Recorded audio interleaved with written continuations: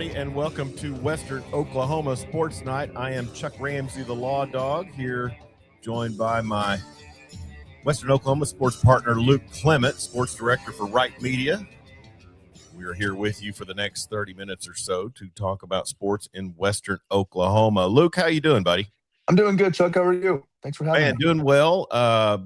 It's been busy here of late with the basketball and makeup games and Saturday games and a Wednesday. We weren't able to do a show last Wednesday because I was in Kingfisher with a championship wrap up of the Buckle of the Wheat Belt Invitational. But basketball is kind of dominating everything right now. But everything to boot afterwards is starting to kind of come open, and I know it means a busy time of the year for you.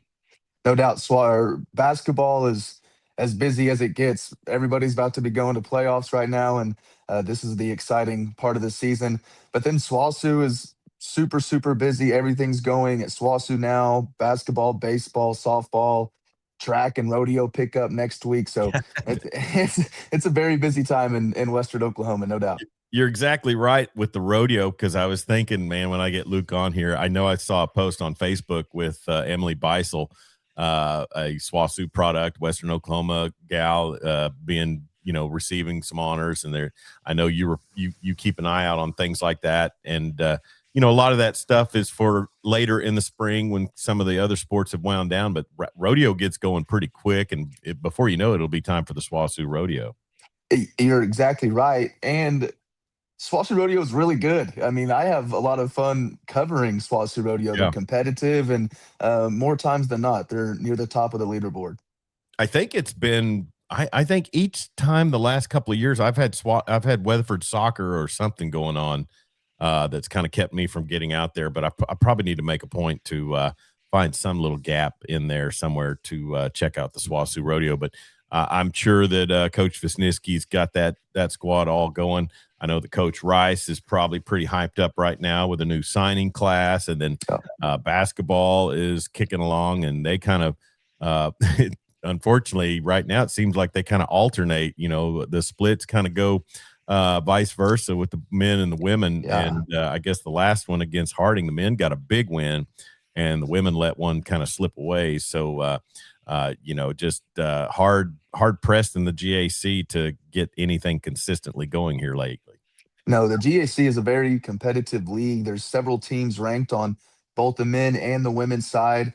But yes, last Saturday, the men put up their season high in points, put up 94 in the win. And the women's team just barely lost to the 15th top team, or the 15th best team in the nation, by 5. So SWOSU basketball, I think, is starting to figure it out. The men's team is tied for 6th in the standings, and the women are tied for 9th. And you need to be 6th at the end of the regular season to get into the GAC conference tournament. 8. Okay. So get up in there. So Landry Allen with about 10 Defensive Player of the Week awards this year? Yes, she's got 7, and she's, if I remember right, her average is 4.75 a game, which is second best in the nation for Division II basketball. Yes. Yeah, she's the Dikembe Mutombo of the GAC for sure. And and I've said this around the office, and when we watch them play, Landry Allen is tough around the bucket too, and that goes all the way back to the Tuttle days, where I would see her, we would defend her at Weatherford as best we could. And she was good off the block, not just trying to make a move up to the bucket, but like a turnaround jumper off the glass is just kind of her wheelhouse, and hard to stop at 6'3". But I know that Coach Zen is looking for, to improve with a lot of that. And then also, I mean, Coach Weiberg is, he's got to be pretty happy with that win. I know they had dropped a couple that they felt like they should have had, but it's all about getting to that tournament, I'm sure. The tournament is all you play for, and this is the second half of the season. So now you've seen everybody once, and you kind of know what to expect, and you can game plan a little bit better for those opponents. 2 tough games this week. They're in Arkadelphia, Arkansas, to play Ouachita Baptist and Henderson State. So 2 tough Arkansas schools there. For sure. And those Arkansas trips are just, I honestly don't know how Mike Smith does it. I don't know how you've done it in football. I couldn't imagine making the trips also for basketball. But if that's your team, that's your passion, I get it, I guess. But I tell you, I would probably opt out and say I don't feel like going to Monticello this weekend. Yeah, Monticello, Magnolia. Yeah. I'd be okay with not seeing those places Yeah. again. And it's so hard, Luke, to believe that we are into February here in I our know. sports, and just really it comes along so fast after the holidays. January seems like a bit of a blur, and Yeah. typically that's always felt like the longest month of the season for me, but it really went by fast. And I don't know, it's just so odd to think that last weekend was opening weekend for baseball and softball for Southwestern Oklahoma State. Yeah, and I love this time of the year. I love baseball and softball, and the Bulldog baseball team. They really look good. They put up a bunch of runs and 2 run rule victories against a team who was playing for their conference championship last year in Northwest Missouri State. So Yeah. Bulldog baseball got some potential for sure. Well, they've got Adams State coming up on Friday, and then the weekend is going to be a busy weekend for SWOSU as well. Softball at the Rogers State Festival, men's basketball and women's basketball, as you mentioned, at Arkadelphia on Saturday. They'll be at Ouachita, or they'll be at Henderson on Saturday, Ouachita on Tomorrow. Thursday. Yep. And then the Rogers State Festival on Saturday. The softball girls have Upper Iowa and Midwestern State, and then baseball with the homestand against Adams State. So just so much going on.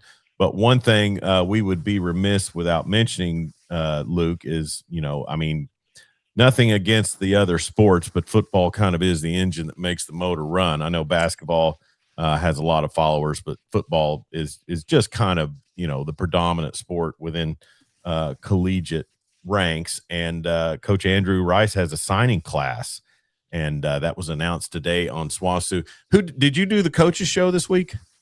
I did the coaches show last week. Mike did it Okay. this week. Okay, so that's coming on tonight.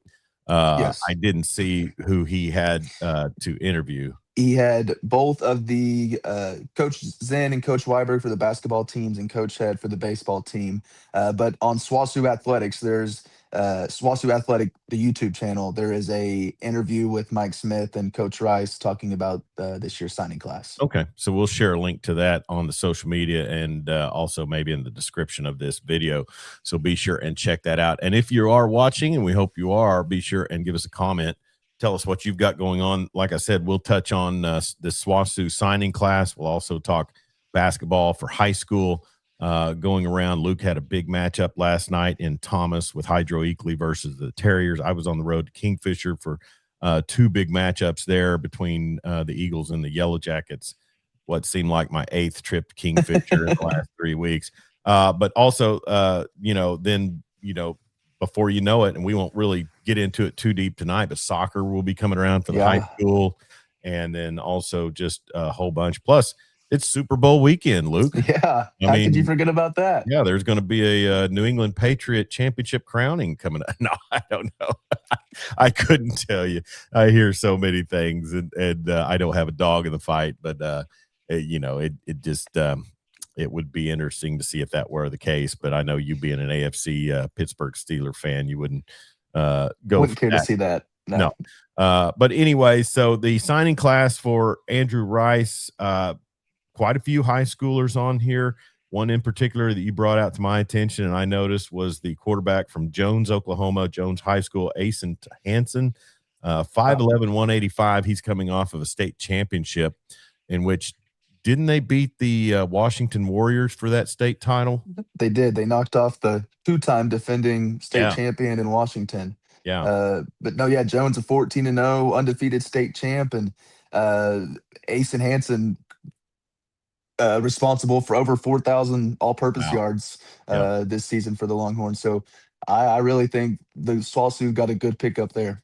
That is good, and that's what you want. And I think at the D2 level, Luke, and this is, I don't mean this to sound condescending, but you want to find those kids that are winners, that maybe their physicals don't match what the D1 schools are looking for. And that sounds worse than I mean it, but you know what I'm saying? It's like the kid's listed at 5'11", 185.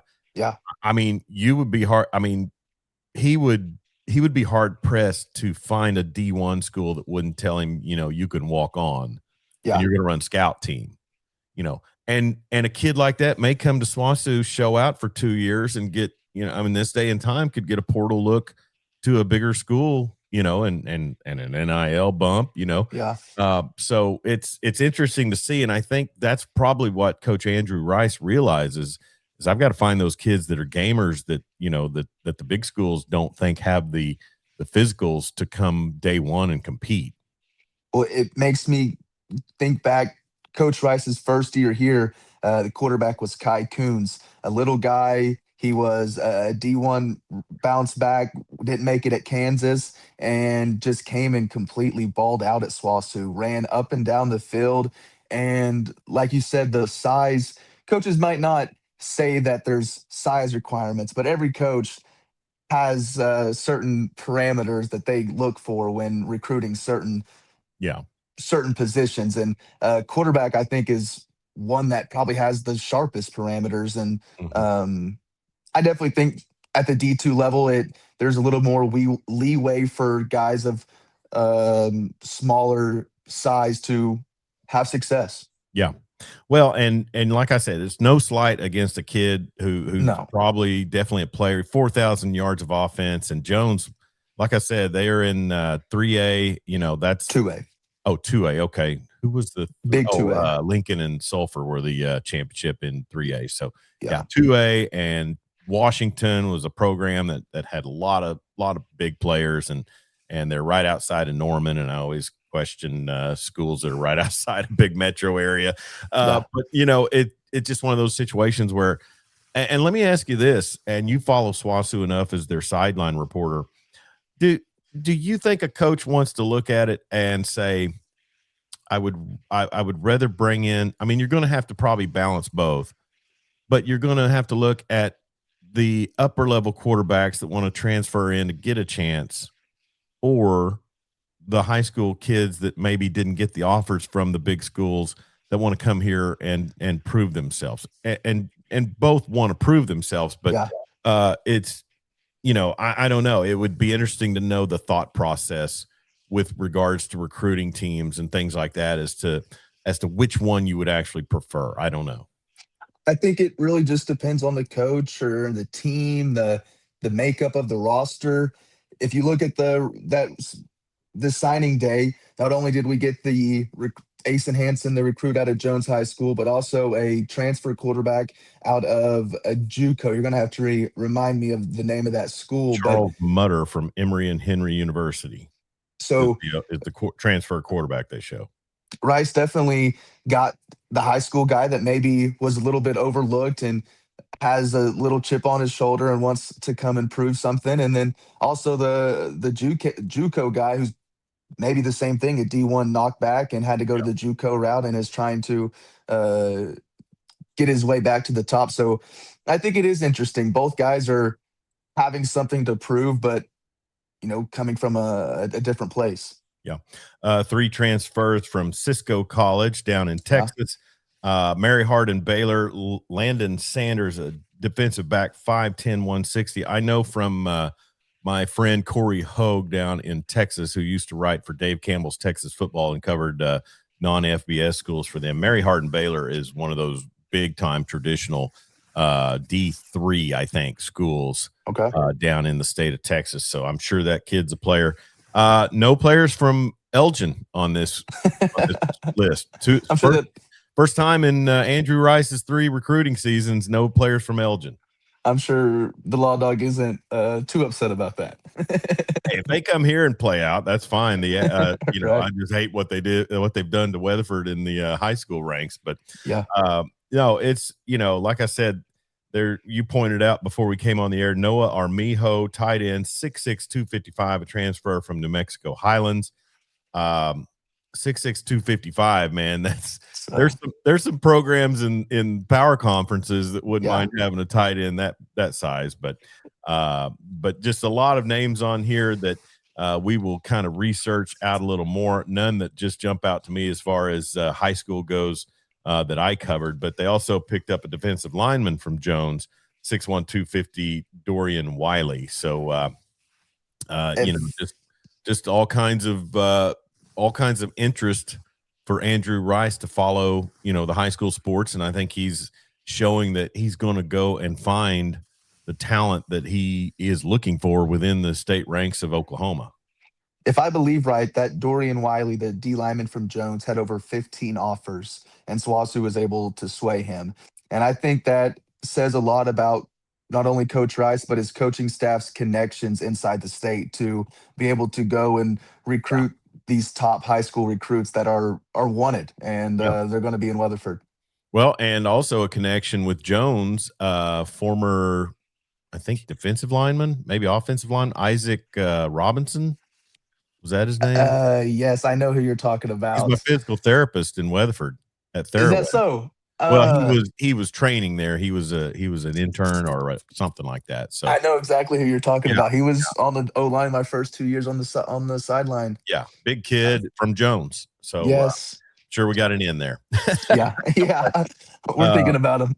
Also, Luke, some transfers from within the GAC. One from Northwestern, Joshua McGinnis, a 6', 285 lineman, and then a wide receiver, Garrett Vaughn, originally from Bixby, 5'9", 165, transfers in from Oklahoma Baptist, and then also another tight end from Northeastern State. So that from the MIAA. But the intra GAC transfers are always interesting to me because it's kind of like in basketball with Peyton Condi coming from OBU to Southwestern. You know, that's you're transferring to a school and you're going to face your old school twice a season, you know. And so very interesting indeed to me.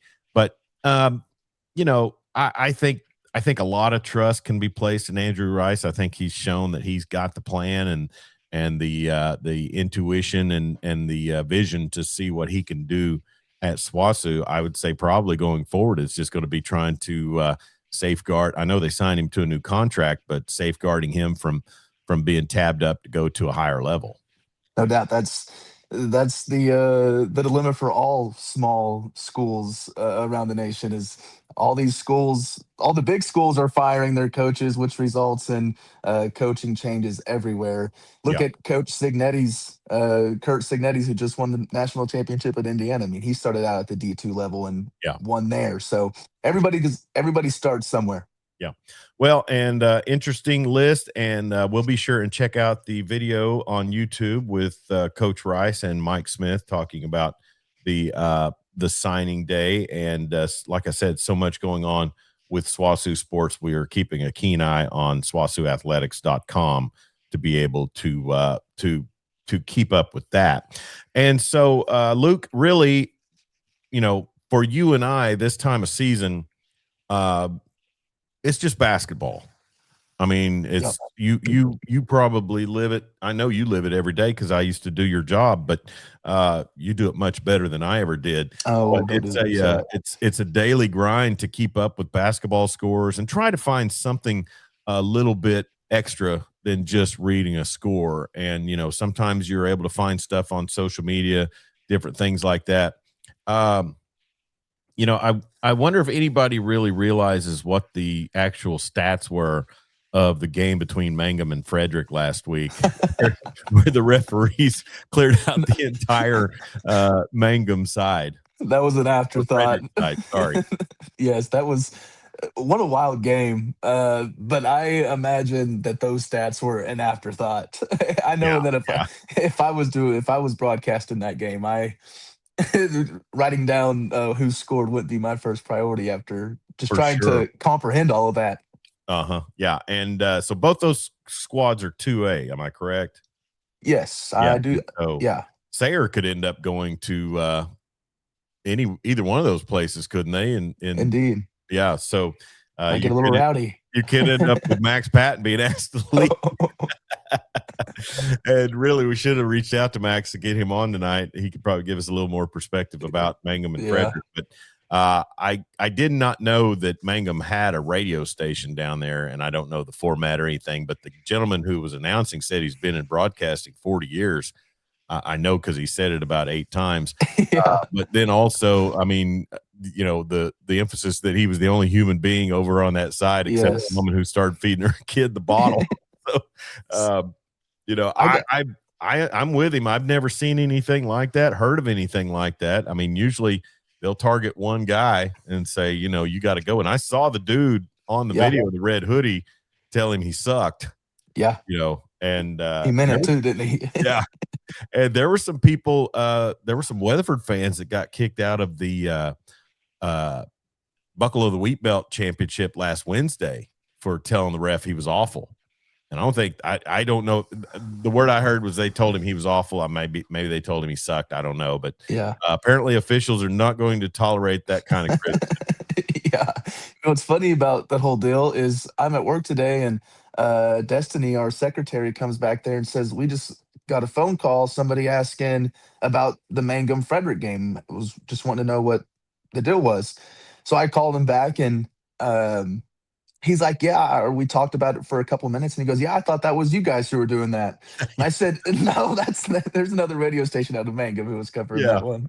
Yeah, I had never heard of that station, and it serves purpose that Mangum would have their own radio station, because there's no other radio station that's generally going to reach down there. So, Yeah. But it's it is, the trip from Mangum to Frederick would be a pretty good one, and then the Frederick folks didn't have long to go to get home. I guess they were able. I Wanted told to get out early. I think I told somebody, because Jared Jones, my broadcast partner on Weatherford football, he's the former broadcast voice for Frederick football, and Frederick sports. And I had asked him, I said, "Do you ever ride the Bomber Mobile?" And I don't know, have you ever heard about the Bomber Mobile? I haven't. I only played Frederick one time growing up. Okay. Well, in football, they lead the team out with a big kind of bomber shaped looking vehicle that flies out there, and I guess somebody gets to drive it every week or something like that. I asked Coach Grant Gibbons about it, because he was at Frederick also. So anyways, I said, well, those officials might get ran over by the Bomber Mobile next season. So anyway. Keep your head on a swivel. Yeah, but it was crazy deal. I posted it to the Facebook page, Lawdog Sports, and Marty Wandry had found it and sent it to me before I did that. But basketball heating up in a lot of ways, not to mention just irritated officials. But so we'll kind of jump into it, Luke. I'll go ahead and get into 4A, because last time we had Max on and Justin Jefferson. We talked a lot of Clinton, talked a lot of Sayre. This time we'll kind of jump in on Weatherford, because I think we're talking about two of the teams in Western Oklahoma, boys and girls, for the Eagles, that have potential to make playoff runs. And Definitely. Nothing against the Clinton teams, and I think Elk City's got a girls team that could do some things. I haven't checked to see if they've got Campbell Garbarino back. I'd have to check with Aaron Kalk, but I think they've struggled even as of late. I talked with Coach Mason Jones last week, and Yeah. the way that she talked, I think they do have Gambarino back. Okay. So Campbell Garbarino is a factor to get them back on track. They struggled pretty mightily without her. She's 5'10", 5'11", athletic, can dribble to the bucket, can get her shot. She helps out the tall girl Kaz Ulrich a lot. So Elk City girls could be somebody who makes some noise in the playoff. Weatherford girls, they lose by 5 last night to Kingfisher, and we hit some threes late that kind of made that a little closer. But I'll tell you, and I said this Saturday night at the Anadarko game, and Lady Eagles got a big win down there. Mm-hmm. But in the boys game, I was just waiting on Shump. He couldn't go 4 corners where it was just, passing back and forth, but they dribbled around a lot to stall a lot of time. And Coach Bull has done it at times here as of late, just to kind of, I think really his is just to kind of speed up the game when they've got a lead. Yeah. But they had shot clocks up and ready to roll next season at Anadarko. It's going to be a whole different game next year with some shot clocks in place. I'm excited to see it. I'm excited for actual basketball to be played Yeah. and not this stall ball. Let's run a minute off the clock because we have a lead. And that's not basketball. Who can pass the ball better and who can hold on to it? It's not fun to watch. It's not fun for the players to do that. They don't want to sit there and do that. No. I am really, really excited for the shot clock to come to high school basketball. It will be interesting, and we will see how it affects things for sure, and what coaches' strategies will be. But I mean, there was a period where I think Shumpert ran off a good minute and a half at the very least, with about a 4-point lead, I think, or something like that. So Weatherford ends up losing that by 3. Had a chance with a couple of shots late to get that one. Second loss of the season, but the girls got a win that night against a a top 10 ranked 3A team in the Lady Warriors. Mhm. And I tell you, Luke, Deja Givens transferred back to Weatherford. She played here as a freshman, Mhm.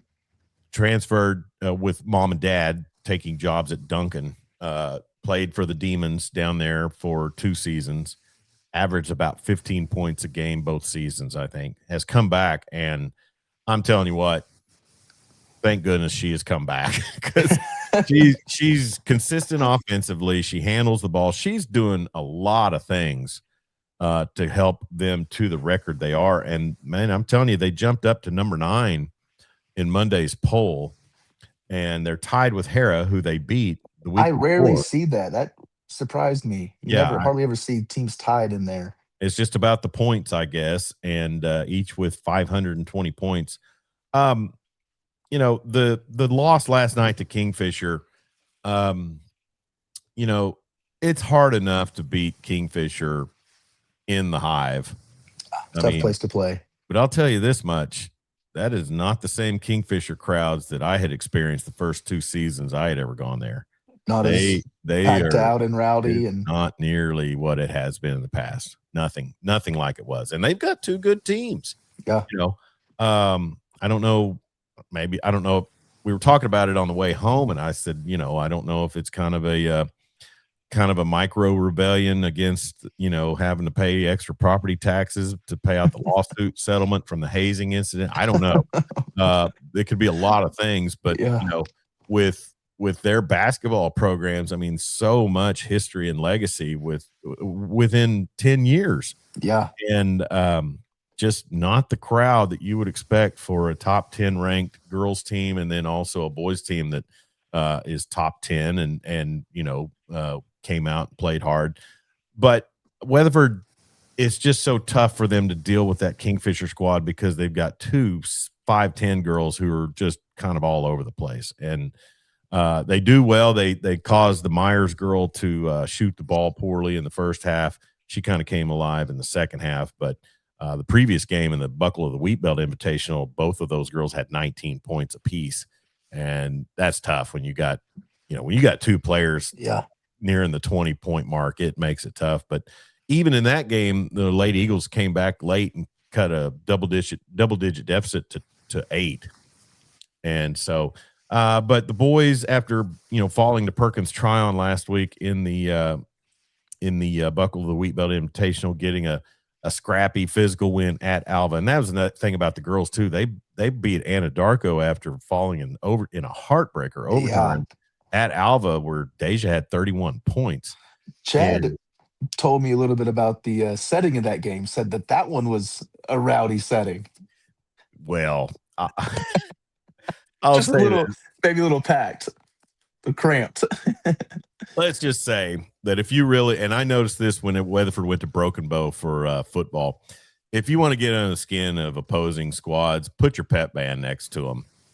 And Yeah. if you want to get under the skin of the opposing squad's broadcast team, that really does the trick. I mean, and Chad's the ultimate consummate professional, and he Yes. handles people very well, but he kind of just decided not to go trying to deal with it because they put their pep band right there on top of us.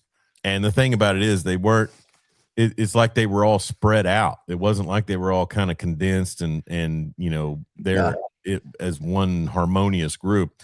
They were kind of spread out, and some kid's got his stupid trumpet turned right towards Chad's head, and just blaring it into Chad's ear. And it was like, you little punk.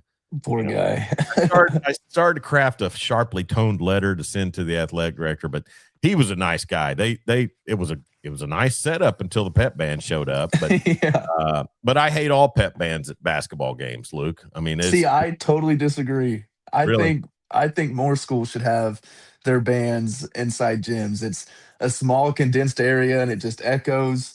Thomas had their and it wasn't their full band, just a little section of their band at the game last night. But it Mhm. was on the home side, and they had it tucked away in the corner. It wasn't near anybody. So Yeah. I don't know. I just think it adds another cool environment or another aspect to the environment of the game. I can remember collegiately, OU would have their pep band there at Lloyd Noble Center. I think OSU does it too. High school bands, they do it, but man, I mean, have some dignity, and plus all the kids were stomping on the wood bleachers, and it was causing the camera to vibrate and make the picture shake. And it's like, Yeah. don't do that. Yeah. Don't affect our job. We're just trying to be there doing a job. But we'll see if I ever go to Alva again for a basketball game. But anyways, hey, we're streaming live on Facebook, YouTube, and Twitter X. So be sure and join the conversation. Let us know what you've got going on and what you think about some of the things in Western Oklahoma. Looking forward, Luke, Weatherford boys and girls have some tough matchups coming up. Tuttle comes to Weatherford on Friday. Homecoming. Tuttle girls, not quite what they have been in the past. Still a competitive out, and then Tuttle boys struggling a bit this season. And then Elgin comes Saturday for a makeup game from back in December. And the Owl boys are struggling. Owl girls, we played them in the Weatherford Classic and won. And that was a hard fought win, 48-43. You want to get through this week as best you can, but then both squads next week, Luke, have Bethany at home on Tuesday and then travel to Blanchard on Friday. And It's a tough stretch. I really, really hope that both teams can pull something out against both of them, win both of them. Blanchard boys, I looking at them, looking at their results and some of their tape. They're pretty solid. I mean, and I'll say this, I think there's a lot of squads in Western Oklahoma and this area, the Western Athletic Conference, that remember some of the butt whoopings that Weatherford has given them in boys action over the last couple of years. Yeah. And maybe a little extra motivation to come out and get after Derek Bull. I don't know. Girls, I would love to see them get a win against Bethany if they, try to get that one, because looking at it, Bethany is ranked number 8 and they're 16-3. Aren't they 2-time defending state champs and they got them at 8? They didn't win last season. They didn't win it last season. No, okay. Lincoln Christian, and I'll be straight with you. I mean, Lincoln Christian's 16-2. They're ranked number 1. They got all 46. Well, I'll take that back. McLeod and Douglas each got 1 first place vote. Lincoln Christian got 46. Top 10 in 4A girls, you've got Lincoln Christian, Broken Bow, Locust Grove, McLeod, Douglas, Kingfisher, Chickasha, Bethany, and then Hera and Weatherford. So the Bethany game, I think it's going to be more winnable than it has in the past when they had the Van girls and Kate and Donnelly. Just really hard sledding for us, especially when they put a full court press on us. But it'd be nice to get that win just for the confidence sake, and maybe to 100%. see if we can't get an offense going against some of these tougher teams, because I think that's where it's been tough at times. They beat that Hera team by 1 point and held them scoreless in the fourth quarter. Wow. Yeah, good defense. Yeah, it was. And, just enough offense to get it going. But Alva was a tough one. We did pretty well late against them, had a 10-point lead in the fourth quarter and just couldn't hold on to it. They had a 6'2" girl who was really good down low. So it was tough. But we'll see her playing Southwestern in a couple of years. The girl from Alva, the 6'2" girl, probably be at Northwestern. She's not the most mobile, but man, down low at 6'2", she had a soft touch for sure. But as far as Weatherford girls, I'll look for them. Hopefully, maybe get 4 games left before you go to Clinton on the 17th, wrap up the regular season. I'll be straight with the girls. I'd love to see them go 2 for 2, 2-2, and maybe better. And maybe, if you went 3-1, one of those wins would be either against Bethany or Blanchard. So would love to see the home, 3 straight home games coming up. You got to win against Tuttle, and you need to win against Elgin, even though you played a tough one against them. But are Elgin and Blanchard conference opponents for you guys? I think that, I'll be straight with you. We play them on the regular. So I'm assuming they are part of the Western Athletic Conference. Tuttle, I don't know if Kingfishers, I don't think Woodward is. I couldn't tell you what the 8 teams are. In 5 seasons of calling Weatherford basketball, I couldn't tell you the exact formation of the Western Athletic Conference. I mean, I assume it's the 4A schools that we play from west of I-35. It may include Anadarko. I don't know. I mean, it's the conferences are that conference is hard for me to figure. I'm assuming Clinton and Elk City are in it. I mean, you can't go online and find out where it's at. I don't think the same way conferences. That's the same way with the Ouachita Valley Conference with Hydro and Thomas. You can't find that anywhere. And this year, the past 2 seasons, Gracemont has been in it, but nobody played Gracemont this season. So all year I was like, who took Gracemont's spot? And I finally figured out last night that it was Cordell. So I think it's ever changing in those conferences. Yeah. Well, real quick, Weatherford boys got a nice win last night against Kingfisher. Coach Derek Bull pulled out the old 1-3-1 defense with Jackson Smith up at the top, one of your taller players. They were without Hunter Nelson, who hurt his ankle, I think, in the Anadarko game on Saturday. The Anadarko game was tough, Luke, because Anadarko just kind of went unconscious from 3. They shot 66%. Wow. And really, I think they only hit 1 more 3 than we did. 8 3-point buckets versus 7, but they shot way fewer.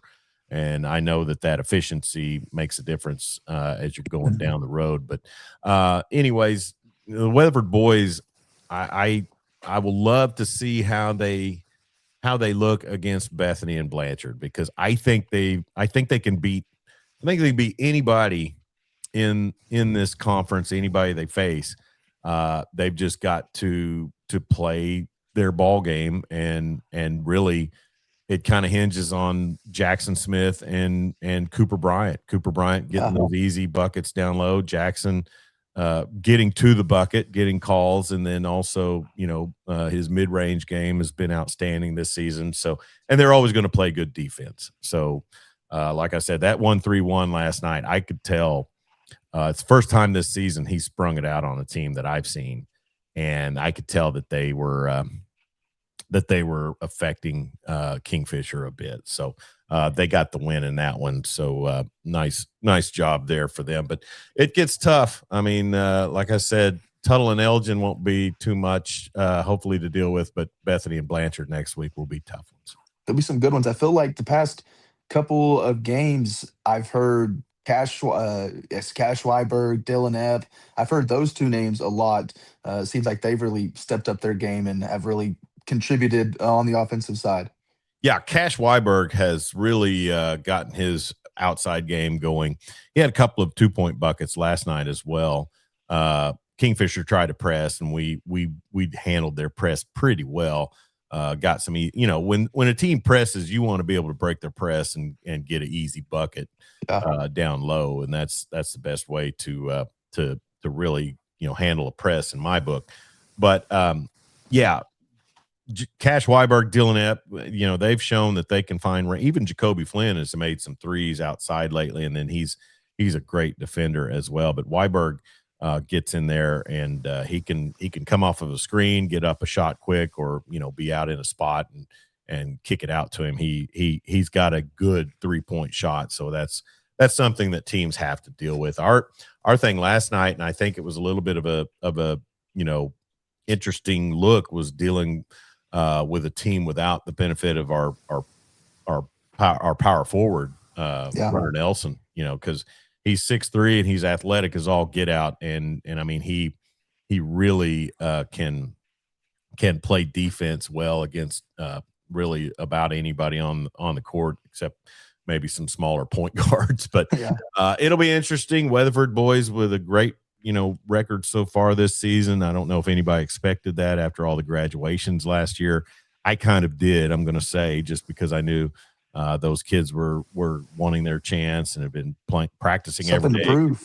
Yeah, and practicing every day against the best team in the state last year. So, yeah, speaking of best team in the state, I'll say this, in Class 4A boys, they've still got Douglas up at the top. And I don't know. Go ahead. I'm sorry. I don't know that they have near the offensive set or the offensive talent they had last year. In fact, I know they don't. But what I have noticed is they just play such pressure defense that they create so much offense buckets out of that. But I'll say this: I mean, this is going to be the year that we'll see who all makes state in Class 4A boys. I want Weatherford to get a shot, because I think once you get to state, we saw in 2022, you can go out and get you a win. But Douglas, at 13-6, they don't play anybody really from the state until maybe the last week or two when they play some Oklahoma City schools. They won 65-49 against Class and SAS last night. Their remaining games on their schedule is On Point Academy, Dove Science, and Harding Fine Arts. They lost to Millwood last Saturday. So that's and I'll be straight. Millwood's best team in the state. I would be hard pressed to even think of a 6A team that would beat Millwood that I would pick. I'd love to see Millwood in Owasso. And just to root for the underdog, I'd love to see Millwood take on Owasso. Yeah. I mean, I couldn't give you a reason why I would pick against Millwood against anybody in the state, honestly. But so anyways, but those 4A's got those teams: Crossings, North Rock Creek, Fort Gibson, and Weatherford's at 6. But then you've got Blanchard right behind them, and I never really know much about the east side until we get into area or regional. I don't even, too much to cover, too much to look for. I mean, they've got Broken Bow at 15. They're 13-5, and I'm sure they had athletes in football, so that generally is going to translate to basketball as well. Yeah. But it'll be interesting. But you had a big one last night, as you mentioned, and I'm glad you got to enjoy the pep band at Thomas. So, talk about what the Terrier girls had going for them against the Lady Bobcats of Hydro-Eakly. Lady Terriers won it big over Hydro. They really let it wire to wire, controlled. Hydro was able to cut down the lead to a couple of buckets in the second quarter, but besides that, it was all Thomas. They led it 15-3 after the first quarter and really just didn't look back. Channing Wright, they have several girls who they can go to get a bucket. Channing Wright is really good from outside. She can shoot the ball. Jorgen Stewart, is really versatile. She can go inside. She can shoot from outside as well. And then they have a freshman, Kylie Mavity, who I think is probably the tallest girl that they have on the team. She had several blocks last night, double-digit points. She's somebody that is going to be very good for Thomas for several years to come. Yeah. Her little sister, Hadley, has played on a team. They're in 6th grade now. A couple of our neighbor girls have played on a team together with her, and she's a tall girl, and just going to be taller and taller. So, I mean, and Coach Petrie, he always has those girls ready. He always has, a great game plan. It would be interesting to see Thomas girls get a good playoff run going. And, I don't know I haven't paid that close of attention to Hydro. You do their games on the regular.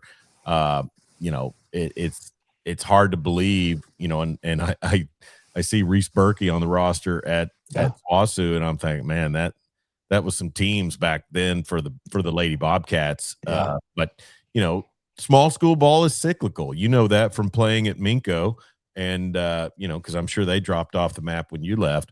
100%. But small school ball is cyclical, and you have those groups that come in, but usually a coach will have squads that really, just always bring it. Well, last night was senior night for Thomas, and I know they had 5 seniors that started, and I want to say that they had another one that subbed in. So a very experienced group that Coach Petrie has had for 4 years. So they know, no doubt, do they know what he wants to see in his game plan, and he's got a really good group and a very good defensive group. They stifled Hydro-Eakly on the offensive side of the ball. So I have no doubt that Thomas can make a run, and I just feel like if you grow up in Thomas, you see success growing up, you just know how to win. So yeah, Thomas Sure. is a team that I will never count out once it gets to postseason play. Yeah. Well, and on the boys' side, it was all Bobcats, and they really got after the Terriers. Thomas had moved up into the top 20 in the final rankings. I'm sorry, I'm looking at girls' action. My Hmm. apology. But it's such a tough pool in Class A. Uh, you go forward, and I thought this would be a season that the Terrier boys could probably make an extended run. After I saw the result last night, I'm like, oh, what's going on? You've got Arapahoe Butler that's really good this season. Hmm. Hydro-Eakly can obviously get out and get after it. What's your take on the Class A boys situation in this region? Class A boys basketball is really, really competitive. You got Okarchi, who put up 120 points on Calumet last night. I mean, that's just crazy. But in the area for Hydro and Thomas, you have Canute, you have Arapahoe Butler's in Area 1. In Area 2, you have Canute, Thomas, Hydro. There are several teams in Western Oklahoma who can play some really good ball.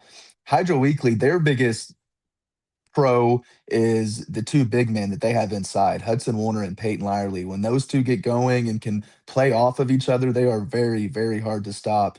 Yeah. And then another senior, Jackson Wool, he can get hot from outside, and he might be one of the most intense kids that I've ever seen play basketball, just full of energy. One of the just loves to make hustle plays, loves to drive inside.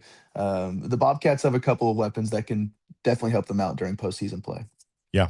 And you'll be there for all of that on Bobcat TV at Wright.media. And that'll be a lot of fun to follow there. I tell you, I think it was 2 seasons ago, Hydro-Eakly came up to Thomas for Hmm. districts.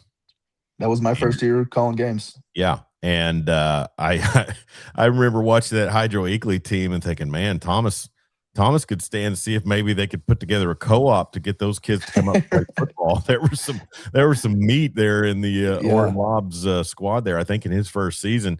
But it's always fun, and looking at Class A, like you mentioned, and it was 117-68, Okarchi over Calumet in Class A. I mean, I hate to say this, but it's kind of like Class 4A girls. You could have a state tournament. I I would put the bank on Lincoln Christian. Yeah. Same thing with Okarchi in Class A. I mean, I thought they should have gotten the winners bracket at the Tournament of Champions. They were Yeah. beating East Central in that one, and then fell behind after I thought some shabby officiating, but So ended their up only 3 losing. losses are at the Tournament of Yeah, Champions. and that was to Owasso, Southmore, and East Central. So just a tough go, but they really are having their way with A and 2A competition. Calumet's no slouch. I No. mean, Mm-mm. Calumet's number 2 in Class B Division 1. Yes. How hard is your job now with the Class B divided into two divisions? Just makes those stories a little bit longer. When I gotta type it out, you gotta Yeah. make another paragraph and print out some more papers to make sure you have everybody. But I think the split of the new classes really, I think it was a good thing. I think a lot of people were worried about it diluting the competition, but I think it's just made it more even if anything. Yeah. Bingeroni, a tough team in boys basketball class B Division 1. They're 20-2 on the season, ranked number 3. Hammond up in the top 10 as well. Hammond Warrior boys. Sentinel, they're in there. It's a shame that Yeah. the West Central tournament didn't get to be finished. Yes, I love the West Central. This has been my third year doing it, and it's just a fun environment. I've seen the Pioneer Event Center get more full for high school games than I have SWOSU games. It's a Yeah. really fun environment, and yes, like you said, very sad that it wasn't able to be played out this year. I called out the SWOSU crowd right after Christmas break when East Central came to town, and I was sitting in the corner by where the lower level exit is, Hmm. and I was sitting in that corner, and I could literally during gameplay hear the East Central play-by-play guy across the court from me. Wow. I could hear his voice. I'm like, this is too quiet for a collegiate game, but Yeah. it perked up a little bit for the men's game. But so yeah, West Central tournament. Shame that they weren't able to finish that. But you've got that Ouachita Valley Conference coming up. Talk about the games that you'll be covering for that. I got two third place games. Hydro rematch with Thomas, girls and boys. So I know the Hydro-Eakly girls will definitely be hungry, ready to get back in that one. And the boys will be looking for another win to add to the belt before playoffs. One thing to note about the Ouachita Valley Conference Finals Saturday, the championship game on the boys' side is between Calumet and Binger. So Oh, okay. one versus two. So if you are free on Saturday night, get to the Pioneer Event Center on the campus of SWOSU. Some really good basketball. Is that being streamed by anybody? Maybe Calumet or Binger. We are not doing it. Okay. All right. But I know the first time that those guys played earlier this year, Binger won it by 1 point. So Wow, that it will was a be good, fun.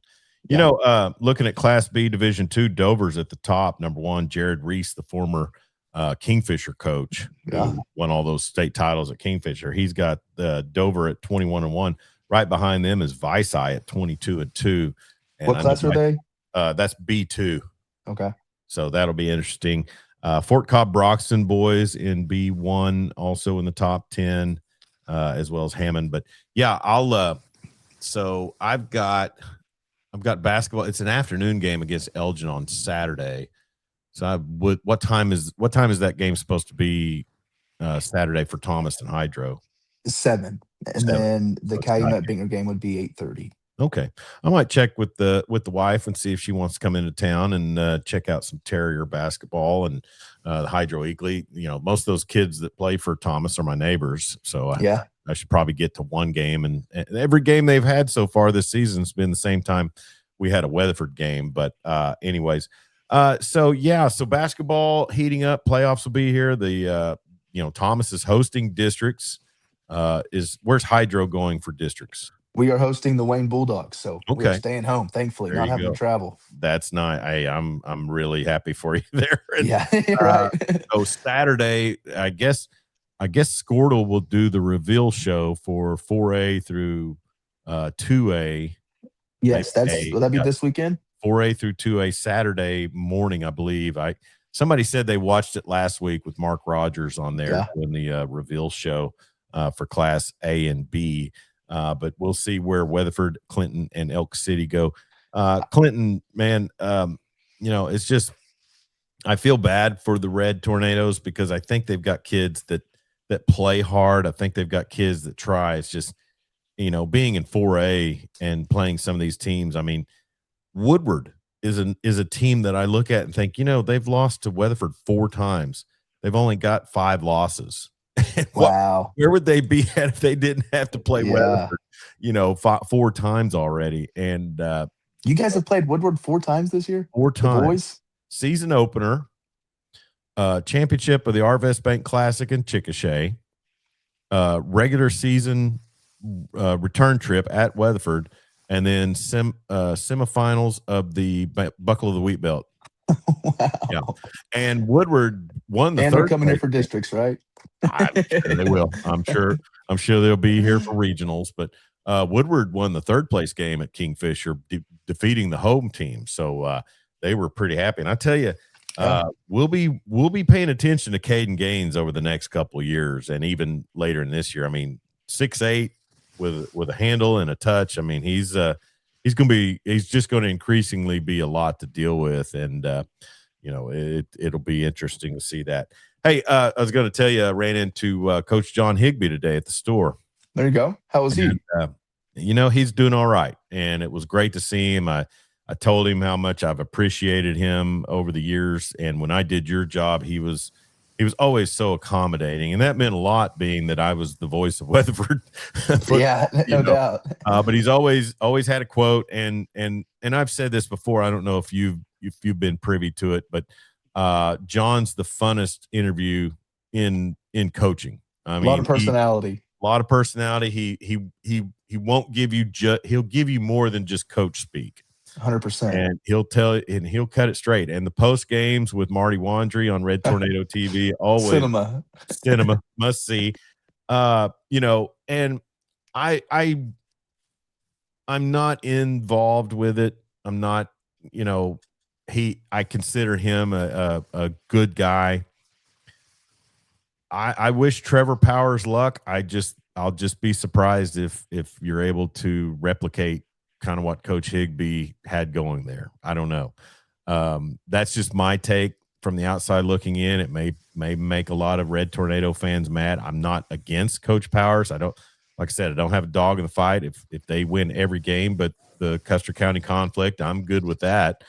But, it's just I don't know how you come to the decision that this guy who's lived and breathed our football program for so long and has some bad luck come his way. I just, I'll be surprised if there's not some blowback on that. I know Clinton faithful were pretty mad. Fans can be fickle. They'll move on if there's some early success, and you got to support the guy who's in right now. I get that. John Higbee will always be one of my favorite figures in high school football. I'll second everything you just said about Coach John Higbee. He was always very helpful with me at the radio station. Every time I needed an interview or just a question about whatever it may be, Higbee was always super helpful with us at the station. I will say, Coach Trevor Powers, I think his game or his blueprint is there. I think he's got the right idea, and I think he's got a really good coaching staff put together. He's made some really good hires to come and help him.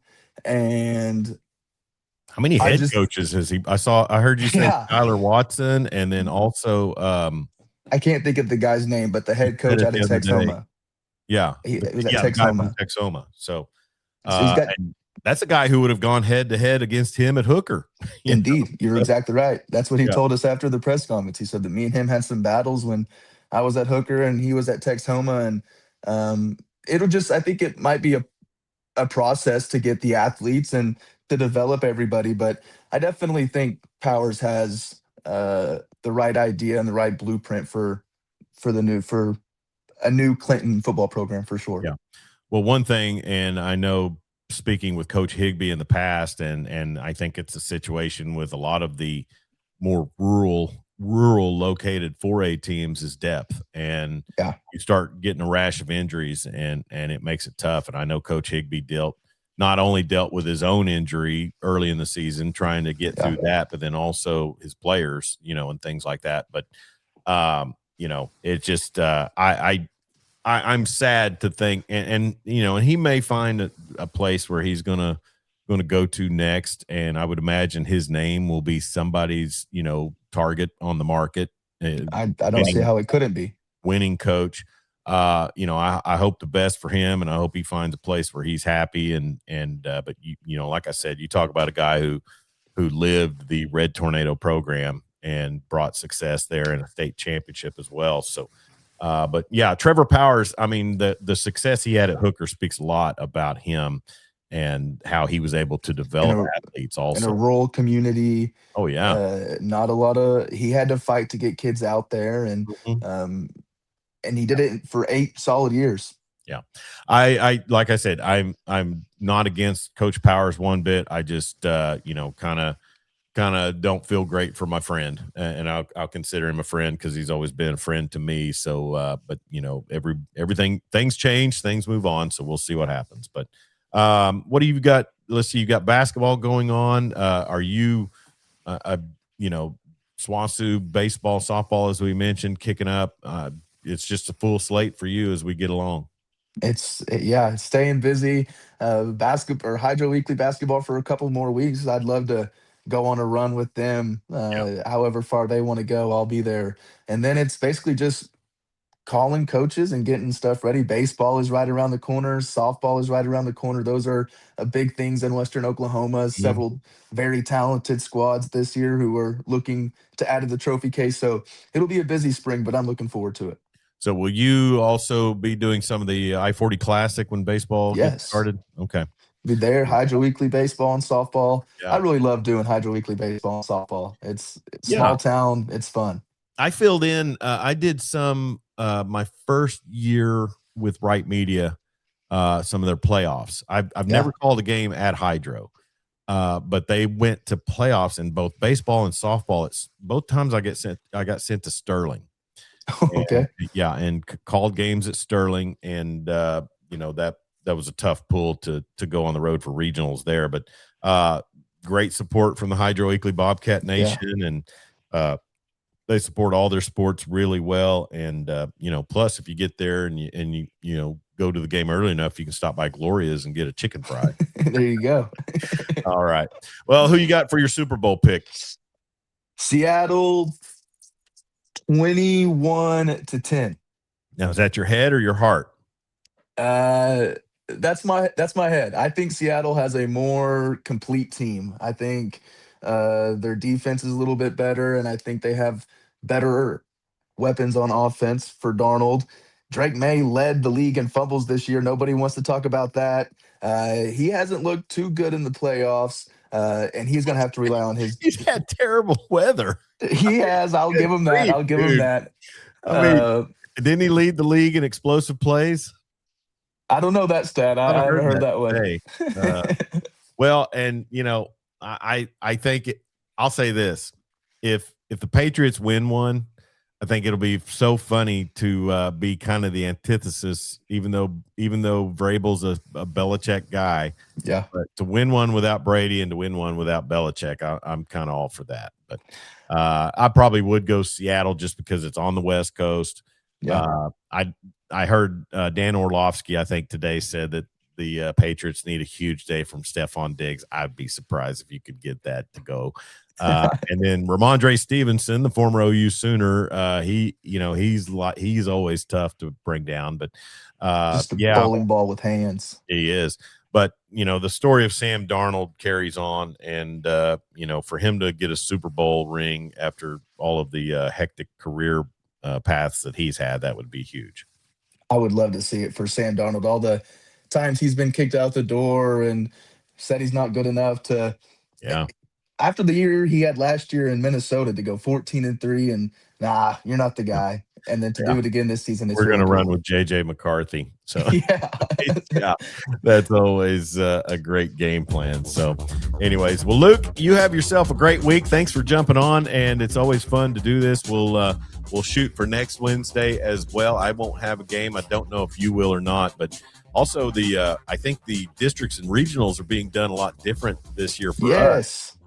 Saturday, then back on your districts on a Saturday, regional on a Tuesday, and then a Thursday or Friday affair. So regionals Tuesday, skip Wednesday, Thursday, Friday, Saturday. All to avoid different Saturdays, I guess. So I don't know, but anyway, we'll kind of recap the reveal show for Class 4A and 2A playoffs because we've got Sayre in 2A as well as Watonga. Watonga basketball is pretty solid. Mm-hmm. Yes, the girls. I think the girls team have a chance to go on a run. That would be cool. And I'd love to see Wright Media have to pay all those exorbitant OSSAA playoff fees. Yeah. About 4 teams in state tournament. That would be outstanding. So anyways. All right, Luke. People can hear you on every weekday morning as well as Saturday mornings, 95.5 The Coyote at 7:50, News Talk 99.3 KCLI at 7:40. Catch the daily sports recap also in the afternoons with Luke Clement, sports director at Wright.media. Have a great week, buddy. Thanks for having me, Chuck. Always enjoy it. You're welcome. He's Luke Clement, and I'm Chuck Ramsey, the Lawdog. Thanks for joining us here on Western Oklahoma Sports Night. Be safe out there. Don't text and drive, and sure don't drink and drive. We'll talk to you real soon.